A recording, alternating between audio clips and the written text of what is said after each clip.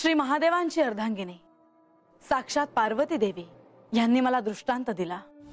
सगळ्यांना असं वाटलं की श्री खंडेराय यांनी म्हाळसाला अवेरून दुसरं लग्न केलं, पण तसं नाही म्हाळसा, कारण ती तुझी इच्छा होती म्हाळसा, आणि ती माझीही इच्छा होती। तुझं स्वरूप हे शक्ती रूप जरी असलं तरी ते प्रेमळ आहे, त्याचा विसर पडू देऊ नको। मला जे साध्य करायचे होते त्या मार्गावर माझे पाऊल पुढे पडले, पण आज या राजवाड्यात सर्वांसमक्ष मला बानूला विचारायचे आहे की तिच्या हाती काय लागले।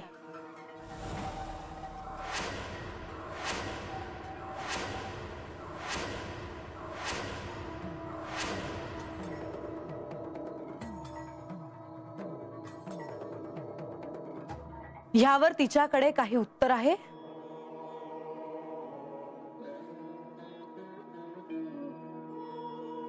नारायण नारायण। प्रभो, साक्षात श्री विष्णू आणि श्री महालक्ष्मी यांचं बानूला दर्शन घडलं आहे। या जेजुरीत तुम्ही त्यांच्या रूपाने आहात ही गोष्ट बानूला कळलेली आहे। होय मुनिवर, परंतु त्याचबरोबर तिला आम्ही हे सांगितलं आहे की ही गोष्ट कोणाला सांगू नकोस, त्या वचनात ती अडकली आहे। म्हणजे ह्या क्षणी बानू जर अशीच शांत राहिली तर त्याचा अर्थ तिला ह्या आख्यानातून काहीच कळलं नाही, काहीच हाती लागलं नाही असाच होणार।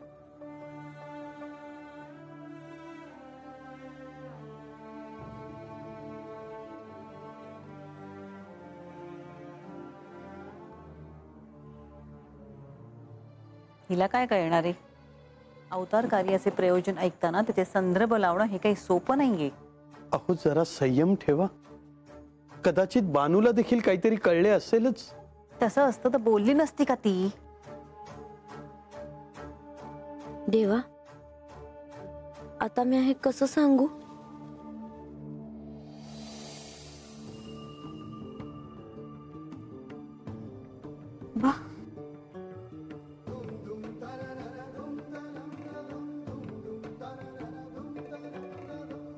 देवा, चंदनपुरीवर आलो, हात आल्यावर कळलं की आख्यान सुरू आहे, लागलीच हात आलो बघा।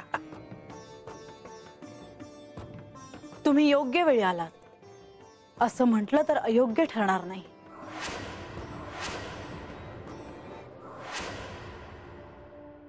मी नाही समजलो जी। अजामे, या आख्यानाचे प्रयोजन सर्वांना ठाऊक आहे।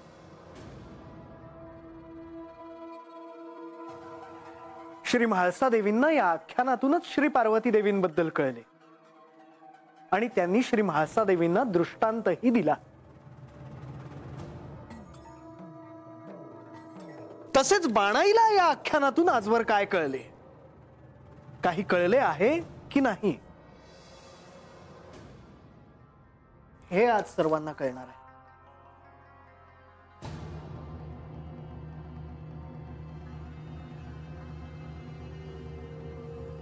आता मी काय करू? देवा, तुम्हीच मला वाट दावाजी।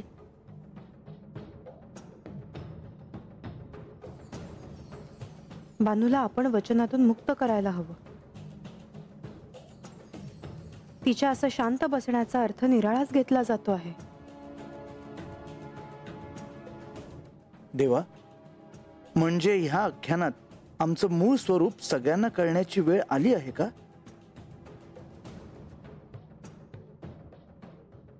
हे श्री विष्णू, तुमचे मूळ रूपाचे दर्शन बाणाईला झाले ही एक गोष्ट आहे, आणि तुम्ही या रूपात जेजुरीत असणं ही निराळी गोष्ट आहे। मला असं वाटतं आहे की ह्या आख्यानात बाणाईला तुमचे दर्शन घडले आहे हे तिने सांगावे।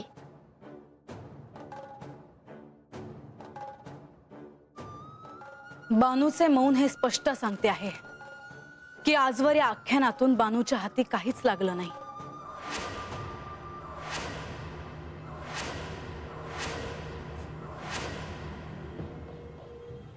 बानू, श्री म्हाळसादेवी तुला जे काही विचारता आहेत त्याचं उत्तर तुला द्यायला हवं. या आख्यानातून सत्याकडे जाण्यासाठी त्यांच्याकडे काहीतरी आहे, तसं तुझ्याकडे काहीच नाही.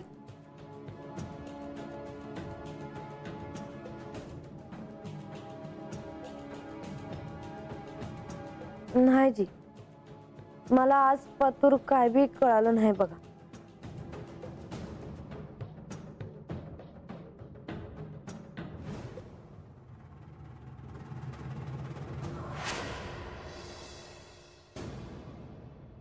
बानू थांब, तू असत्य बोलते आहेस.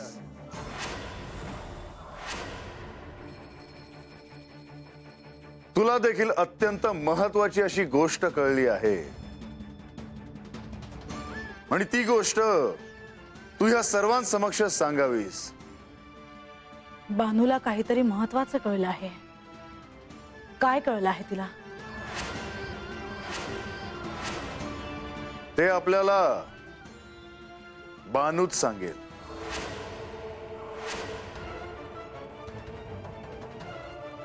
देवा, हे कसं सांगू म्या? म्या तर श्री विष्णूसनी वचन दिलं आहे.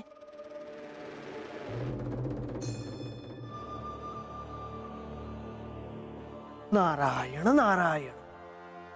बानू, नीट डोळे बंद कर. या आधी काय घडलं आहे त्याचं स्मरण कर आणि आठवण्याचा प्रयत्न कर.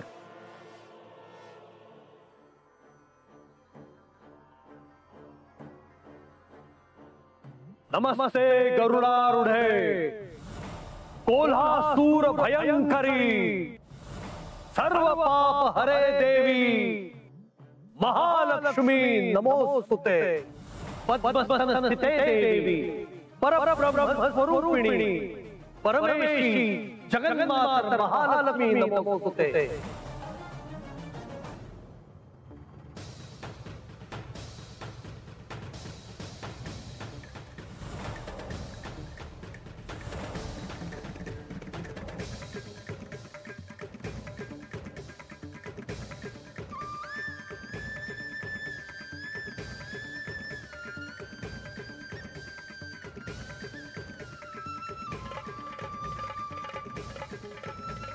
बाणाई, तुला आमचं दर्शन घडलं आहे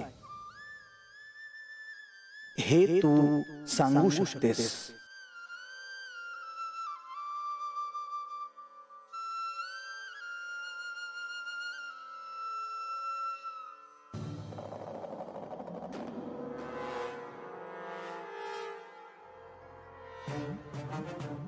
होय, मला बी एक गोष्ट कळाली आहे. मला श्री विष्णू आणि श्री महालक्ष्मी देवींचं दर्शन घडलं आहे.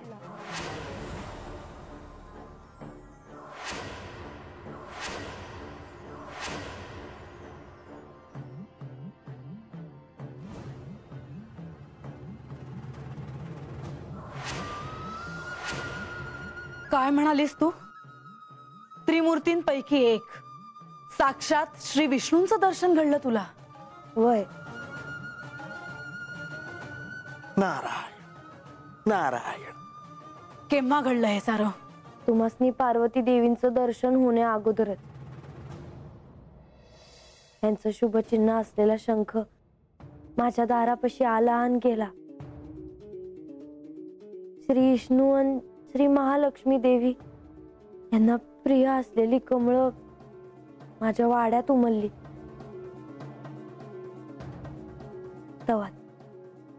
तवाच मला दोघांचं बी दर्शन झालं. म्हाळसा, नीट आठव, त्या क्षणी साऱ्या जेजुरीत सोसाट्याचा वारा सुटला होता. विजांचा सर्वत्र कडकडाट होता, ढगांचा गडगडाट होता.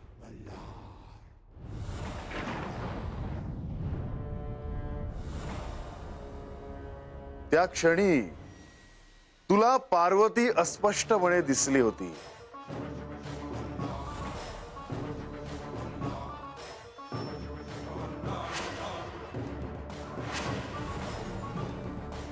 त्या आनंदात ती वार्ता सांगायला तू माझ्याकडे आली होतीस.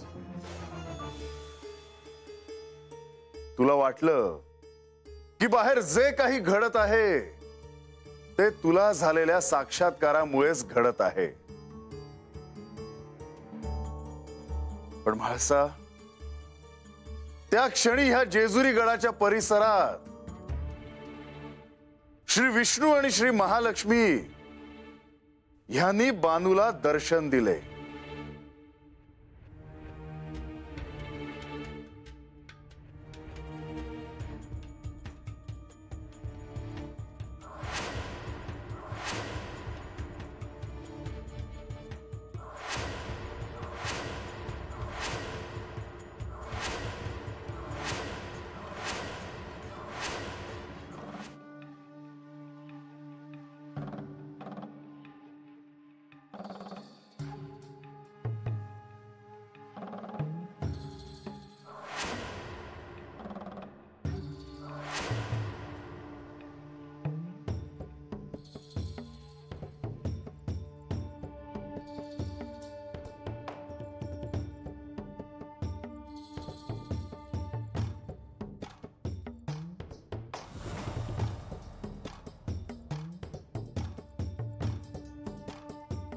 सत्य कळण्यासाठी अजून बरंच काही शिल्लक आहे. श्री विष्णू आणि श्री महालक्ष्मी देवींचं तुला दर्शन झालं म्हणजे तुला सारं सत्य कळलं असं नाही, हे ध्यानात ठेव.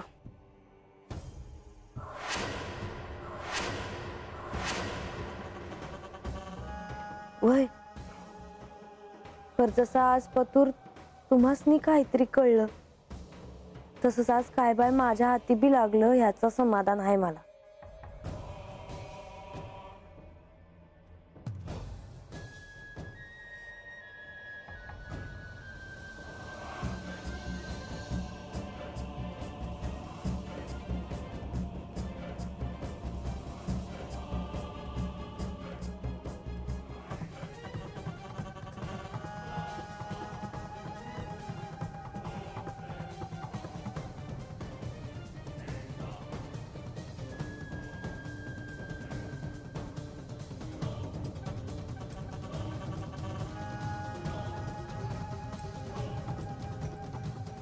म्हाळसा, म्हाळसा, म्हाळसा, अगं म्हाळसा. नंदा थांबा, जाऊ द्या तिला तिच्या कक्षात.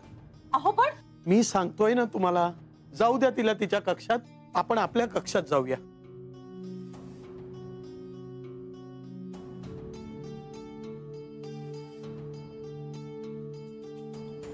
थांब बानू, इकडे या.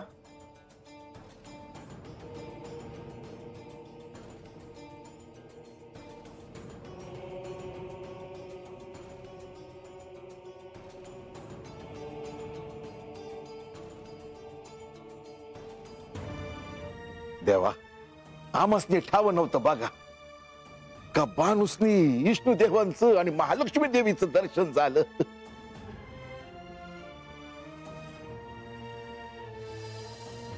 तुम्ही बानूला हे सांगायला लावलं नसतं ना तर आमसने कळलं नसतं बघा. आज ना उद्या ते सर्वांना कळणार होतं. आज ती वेळ आली होती. पर बानू आधी नाही म्हणाली होती, असं का? मी आता असं वचन दिलं होतं मावशी,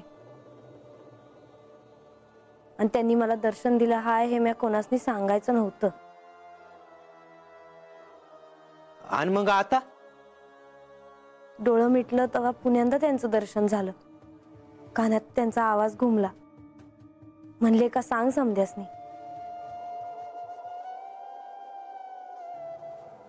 बानू, आज तू आख्यानात हे सर्वांसमोर सांगणं एक मोठी गोष्ट होती.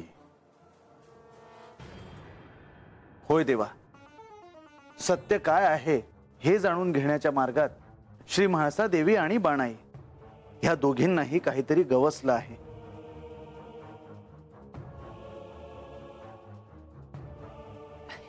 वैजी, अव विष्णू देवांचं दर्शन होणं काय साधी सुधी गोष्ट आहे वय. वय अजून बी त्यांचं ते रूप माझ्या डोळ्यामोरून गेलं नाही.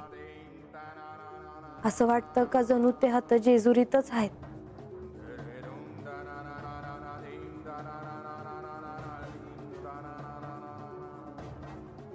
देवा तुमचा आशीर्वाद असू द्या. त्यांचा आशीर्वाद तुम्हाला नक्की मिळेल, निश्चिंत राहा.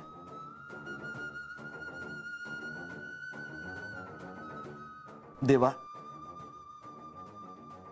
येतो आम्ही.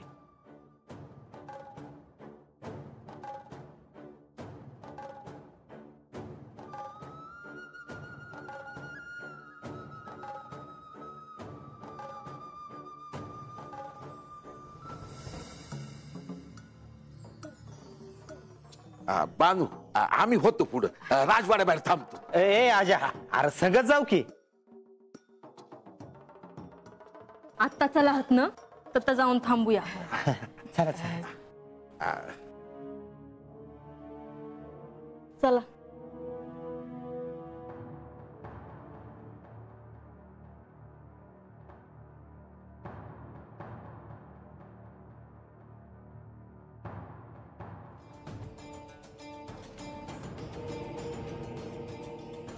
बानू, सर्वांसमोर हे सांगणं मोठी धीराची गोष्ट होती.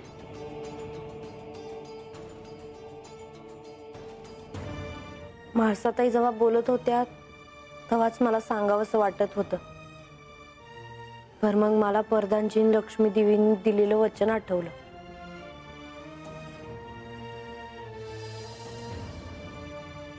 बानू, तुझ्या मनाची अस्वस्थता मला कळत होती आणि म्हणूनच मी तुला सांग असं म्हटलं.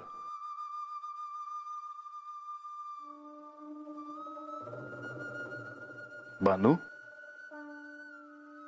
काय झालं? देवा, आज झालं ते झालं. पर आज मला कळून चुकलं आहे का म्हाळसाताई मला कवा बी जवळ करणार नाही. त्यांच्या डोळ्यातला राग मला दिसतोय आजी. आणि मला असं वाटतं का माझ्या पायीच तुम्हासनी ह्यो समजा त्रास होतो आहे. पण माझी काय चूक आहे तेच मला समजत नाही बघा. नाही बानू, ह्या तुझा काहीच दोष नाही. हे तर घडणारच होतं. वय देवा, मला आजच कळलं का असं व्हावं ही पार्वती देवीसनी बी वाटत होतं का तुमचं माझ्या संग लगीन व्हावं. आणि म्हाळसा देवीसनी बी ते वाटत होतं. पर असं का ते मला नाही समजलं जी. बानू, ते तुला लवकरच कळेल. ती घटना तुझ्याशी कशी जोडली गेली आहे ह्याचंच उत्तर तुला शोधायचं आहे. कारण तेच तर सत्य आहे. तोच साक्षात्कार असेल. वय देवा, पर कवा हे समजा कवा संपणार? आम्हाला या समध्यातून आम्ही मागल्या जन्मी कोण होतो हे कधी कळणार देवा? आणि तोवर म्हाळसाताई मला कवा बी आपलंसं करणार नाही. बानू, प्रत्येक गोष्टीची योग्य वेळ असते. तुम्हा दोघींना तुमच्या गतजन्माचे स्मरण होणार. ते जेव्हा कळेल तेव्हाच म्हाळसा तुझा स्वीकार करेल. तोपर्यंत ह्या अवतार कार्याची समाप्ती नाही. बानू, निश्चिंत हो.